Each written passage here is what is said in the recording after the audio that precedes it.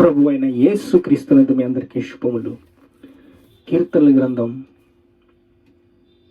50:15 ఆపత్కాలమందు నీవు నన్ను గురించి మొరపెట్టుము, నీకు నేను ఉత్తరం ఇస్తాను, నిన్ను విడిపిస్తాను, నీవు నన్ను మహిమ పరిచెదవు.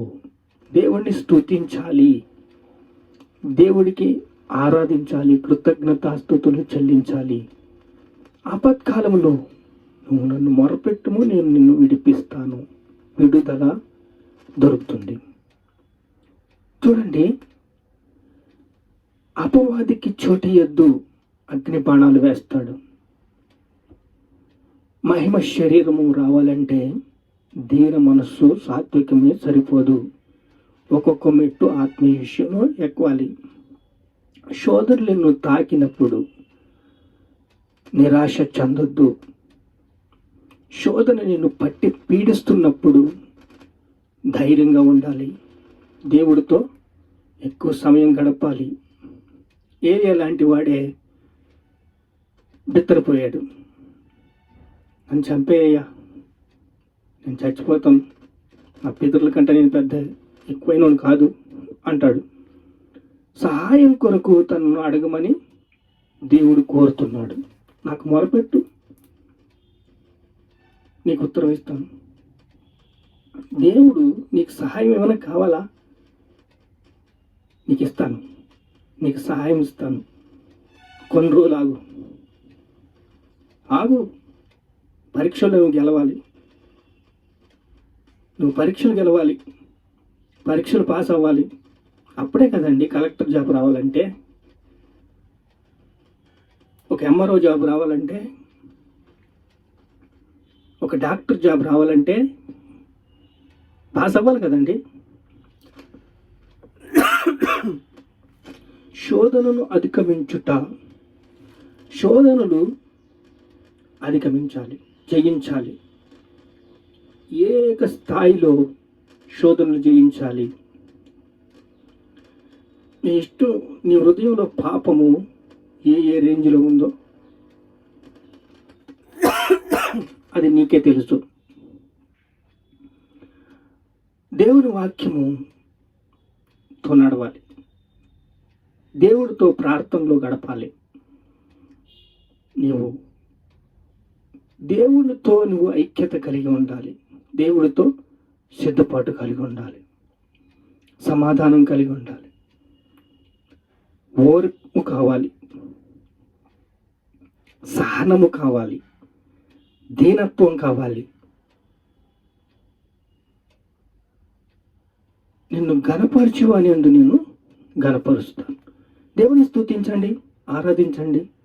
ఆపత్కాలమందు నీవు నన్ను గురించి మొరపెట్టుము, నేను ఉత్తరం ఇస్తాను, విడిపిస్తాను. చూడండి, సొంత ప్రయత్నాలు చేయొద్దు, చురుగ్గా ఉండాలి. యేసుక్రీస్తు కూడా శోధనలు గుండా వెళ్ళాడు. ఈ రాళ్ళు రొట్టుగా చేసి తినంటే దేవుని నోటి నుంచి వచ్చే ప్రతి మాట శక్తివంతం. ఆత్మ చురుగ్గా ఉండాలి, సిద్ధపాటు ఉండాలి, బలపడాలి. ఏ రేంజ్లో బలపడాలి అంటే వాక్యంతో నేను మాట్లాడేలాగా ఉండాలి. గాలొస్తే దుమ్మొస్తే పొట్లాగా చెట్టులాగా ఫలించే వాళ్ళలాగా ఉండాలి. గాలొస్తే ఎగిరిపోయేలాగా ఉండకూడదు. సామెతల గ్రంథం 16:17 చెడుతనమును విడిచి నడుచుటయే యథార్థవంతులకు రాజమార్గము. చెడు చేయొద్దు అంటే నువ్వు పుటమి వేసినప్పుడు, అగ్గిలో వేసినప్పుడు బంగారం దానిలో మలినం బయటకు వస్తుంది. అలాగే ఫస్ట్ పేతురు 4:12 ప్రియులారా మిమ్మల్ని శోధించుటకు మీకు కలుగుచున్న అగ్ని వంటి మహాశ్రమను గురించి మీకు ఏదో వింత సంభవించినట్టు మీరు కంగారు పడకండి, ఆశ్చర్యపోకండి, బిత్తరపోకండి. ఇవన్నీ శ్రమలు మీ మంచికే. చెడుతనము విడిచిపెట్టు. చూడండి, చెడుతనం విడిచిపెట్టంటే సహాయం కొరకు దేవుణ్ణి అడిగితేనే నీవు నాకు మొరపెట్టుము, నీకు నేను ఉత్తరం ఇస్తాను. సాధారణంగా మనుషులు కలిగే శోధన తప్ప మరి ఏ శోధన మీకు సంభవించదు. దేవునితో మాట్లాడు, భయము నిన్ను ఆవరిస్తుంది. దేవునితో మాట్లాడినప్పుడు భయము నిన్ను ఆవరిస్తుంది.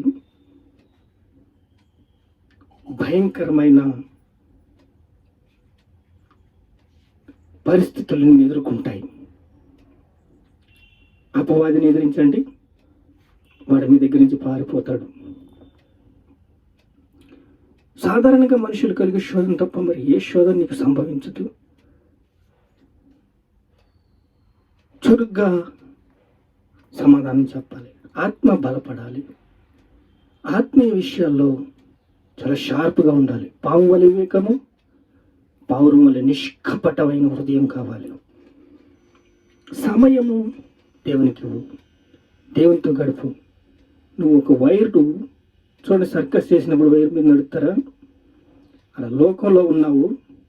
నువ్వు దేవుడు వాక్యాన్ని ఒక వైర్ మీద నువ్వు దేవుడు వాక్యంతో నడిచినట్లయితే నీకు ఏ భయము ఉండదు. దేవుడు వాక్యం హృదయంలో ఉండాలి, దేవుడికి సమయం ఇవ్వాలి, దేవుడి మీద ఆధారపడాలి, దేవుడితో ఉండాలి, దేవుడితో పెనుగులాట. కృప నిన్ను ఆవరిస్తుంది, నిన్ను ఎక్కలేనంత కొండకి ఎక్కిస్తుంది. ప్రార్థన మీద ఆధారపడి దైవజనంలో పట్టిక దావీదు కావచ్చు, యోసేపు కావచ్చు, దానియేలు కావచ్చు, వీళ్ళందరూ కూడా శోధనలు జయించినప్పుడు దేవుడి మీద ఆధారపడ్డారు.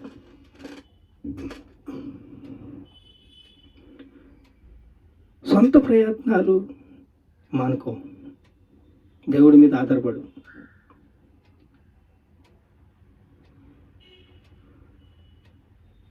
పతనం వ్యవస్థ వచ్చినప్పుడు, శోధన జయించలేనప్పుడు ఆదాము లాగా నువ్వు పడిపోతావు. నీకు దేవుని దగ్గర నుంచి శక్తి కావాలి. కేవలం దేవుని దగ్గర నుంచి శక్తి ఉంటేనే నిలబడతావు. అగ్గిలో బంగారాన్ని కాసినప్పుడు మలినం వస్తుంది, అలాగా నీలోంచి దేవుడు సహాయం నీకు అందుతుంది. నాకు మొరపెట్టు, నీకు ఉత్తరం ఇస్తాను. నాకు మొరపెట్టినప్పుడు నీకు ఉత్తరం ఇస్తాను. దేవుడు కృపగలవాడండి, దేవుడు దయామయుడు, దేవుడు చెప్పించేస్తాడంతే. ప్రార్థన చేసుకుందాం. మహాపరిశుద్ధుడైన తండ్రి, శోధన ఎలా జయించాలి, అగ్నిబాణాలు ఎలా జయించాలి, అపవాదికి చోటు ఇవ్వద్దు అని శోధన జయించుటకు ఎన్నో కృపనిచ్చావు తండ్రి, ఎన్నో మాటలు చెప్పావు తండ్రి. నీకే స్తోత్రం స్తోత్రం స్తోత్రం, ఘనత మహిమ ప్రభావాలు నీకే చెల్లిస్తున్నాం తండ్రి. ఆమేన్.